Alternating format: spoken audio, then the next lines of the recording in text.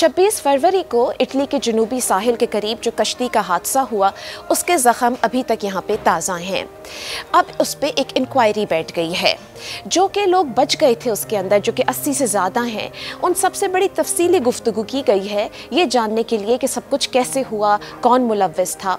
और उसके बेसिस के ऊपर 3 गिरफ्तारियाँ हुई हैं, जिनमें से एक तुर्की शहरी है लेकिन 2 पाकिस्तानी हैं।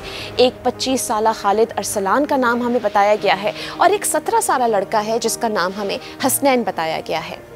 इसके साथ साथ जो पाकिस्तान के अंदर FIA के तर्जुमान हैं, उनका ये कहना है कि पाकिस्तान के अंदर भी 3 लोगों की गिरफ्तारियां हुई हैं।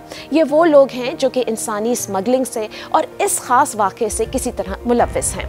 लेकिन इटली के अंदर जो असल इंक्वायरी है वो इटली के अपने रद्द अमल के ऊपर है कि इटली क्यों और लोगों को बचा नहीं पाया। ये इंक्वायरी कहलाई जा रही है कि ये 6 घंटों के ऊपर इंक्वायरी है। रात 10:30 बजे 25 फरवरी को जो यूरोपियन बॉर्डर एजेंसी है उसके जहाज़ ने इस किश्ती को इटली के कोस्ट से 40 मील के फासले पर देखा और इटली को इत्तला दी। लेकिन जो पहली रेस्क्यू बोट निकली है इटली से वो कोई 4 बजे सुबह के बाद थी। तो यहाँ जो सवाल पूछा जा रहा है वो ये है कि इन 6 घंटों में क्या हुआ और क्या बेहतर हो सकता था।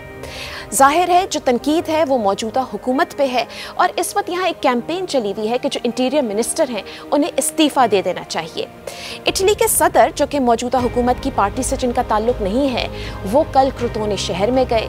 वहाँ जहाँ मैयतें रखी गई हैं वहाँ जाके उन्होंने कुछ वक्त गुजारा। उन्होंने लवाहिकीन से मुलाकात की, ताज़ियत की और उन्हें तसल्ली दी कि उन्हें पूरी सपोर्ट मिलेगी।